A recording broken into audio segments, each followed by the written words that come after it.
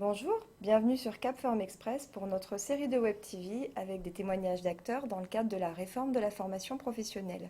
Nous sommes le 10 juillet 2018, je suis Alexia Boyot-Jeuncourt, conseillère en formation au JPFTLV de Bourgogne et aujourd'hui j'ai le plaisir d'accueillir Ludivine Likibi-Chaumette, déléguée régionale Bourgogne-Franche-Comté pour le Forco. Madame Likibi, est-ce que vous pouvez nous dire en un mot qu'est-ce que le Forco? Le Forco est l'OPCA du commerce et de la distribution. Nous représentons 13 branches. Donc j'imagine que vous suivez avec attention les débats en cours sur le projet de loi Avenir professionnel. Un des points importants est bien la transformation des organismes paritaires collecteurs agréés en opérateurs de compétences. Tout n'est pas encore fixé, bien sûr. On attend la loi, on attend les mesures d'application, mais on peut quand même apporter quelques éclairages avec des questions en lien avec des préoccupations de terrain. Alors, ma première question est liée au changement de terminologie. On parle d'opérateur de compétences, plus de collecte, puisque la collecte ne va plus être le fait de l'OPCA, mais du réseau URSAF. De nouveaux circuits financiers vont se mettre en place. Qu'en pensez-vous? Qu'est-ce que ça change pour l'OPCA? Le passage d'OPCA à opérateur de compétences est effectivement une évolution. Mais elle s'inscrit en continuité des évolutions de la précédente réforme, celle de mars 2014. Cette loi avait déjà initié un glissement dans nos missions.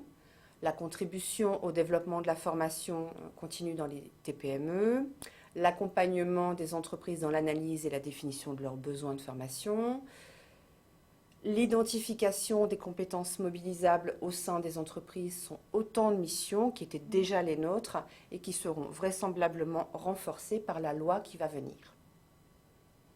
Cette réforme renforce davantage nos missions de conseil.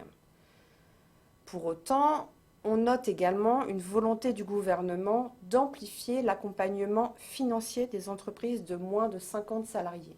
Ces entreprises vont bénéficier à la fois de l'accompagnement, du conseil et du financement. Sortir de la logique financière nous permettra d'exercer plus sereinement nos missions de conseil. Il y a toutefois un point de clarification qui est attendu, c'est l'identification de notre périmètre. Les branches ont jusqu'au 31 octobre pour choisir leur opérateur de compétences. Ensuite, la collecte par l'URSSAF pose la question des données qui nous seront transmises. Actuellement, nous effectuons la collecte et ça nous permet d'actualiser chaque année nos données adhérents. Demain, nous devrons vérifier et être attentifs aux éléments qui seront en notre possession suite à la collecte effectuée par l'URSSAF. Néanmoins, cela ne remettra absolument pas en cause notre rôle de proximité en territoire et nos équipes sont déjà sensibilisées à la fiabilisation des données. Alors, un des autres changements portés par le projet de loi touche à l'alternance, avec une logique de rapprochement entre la professionnalisation et l'apprentissage pour simplifier les choses pour les entreprises. Mais qu'en pensez-vous? Quelles conséquences par rapport à la mission des OPCA? Aujourd'hui, les entreprises adhérentes au Forco embauchent environ 27 000 salariés en contrat de professionnalisation et autour de 19 000 en contrat d'apprentissage, soit 46 000 alternants, ce qui fait de notre secteur le deuxième secteur intégrateur de jeunes rapporté au nombre d'entreprises. Pour autant, le projet de loi annonce une véritable refonte de l'alternance avec une implication des entreprises plus forte. Et c'est un enjeu majeur qui va, me semble-t-il, permettre de lever certains freins dans l'embauche d'alternants. Aujourd'hui, des entreprises se plaignaient de l'inadéquation entre les formations dispensées en apprentissage et leurs besoins. Dans le cadre de la réforme, les certifications vont être co-construites avec les branches professionnelles. La mise en œuvre était également parfois un petit peu compliquée, notamment pour les contrats des mineurs. Là encore, on annonce un assouplissement. Dernier point, la création simplifiée des CFA qui, à mon avis, est également un atout majeur. Et puis surtout, les règles de l'alternance vont être harmonisées. C'est la fin du double bureau d'enregistrement. L'opérateur de compétences sera l'entrée unique. Aujourd'hui, nous collectons la taxe, mais nous ne gérons pas le contrat d'apprentissage. Il va donc falloir en fait que nous appréhendions ce nouveau dispositif. En termes de conseil, toutefois, c'est beaucoup plus judicieux. La bonne connaissance de l'offre alternance globale sera un plus dans notre capacité à conseiller l'entreprise dans le choix du contrat à mettre en place en fonction du besoin qu'on aura identifié en son sein.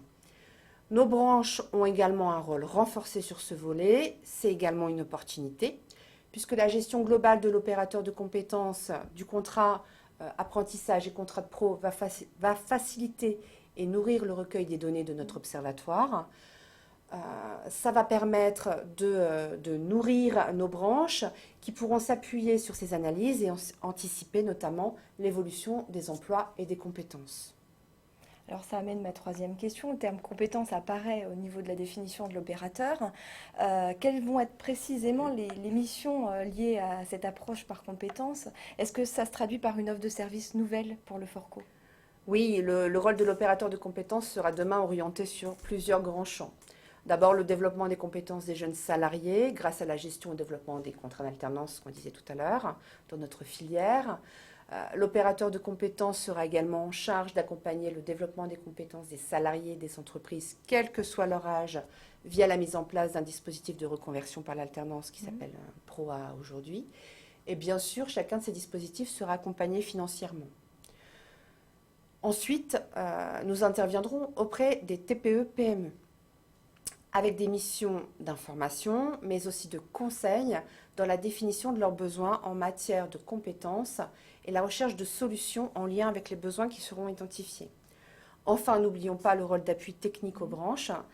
Sur le volet GPEC, l'objectif est de donner de la perspective et d'anticiper les besoins en compétences de demain. Concernant notre offre de service, nous sommes bien sûr en attente du vote de la loi, mais nous travaillons déjà sur des offres clés en main, des offres à destination des TPME et plus spécifiques sur l'alternance. D'accord, donc vous êtes déjà en train de travailler dans la logique du changement et puis de l'adaptation au changement. Comment vous préparez tout ça et quels sont les grands enjeux? Ce changement est opéré déjà depuis la dernière réforme d'un OPCA collecteur, gestionnaire de dossiers. On est passé à un OPCA dont les activités sont orientées sur le conseil et l'accompagnement. La réforme va renforcer encore cette mission et la préciser. Pour autant, le changement est aussi vraisemblablement dans les attendus autour des conventions d'objectifs et de moyens. La notion de service rendu aux adhérents et de résultats devrait sortir renforcée par cette réforme.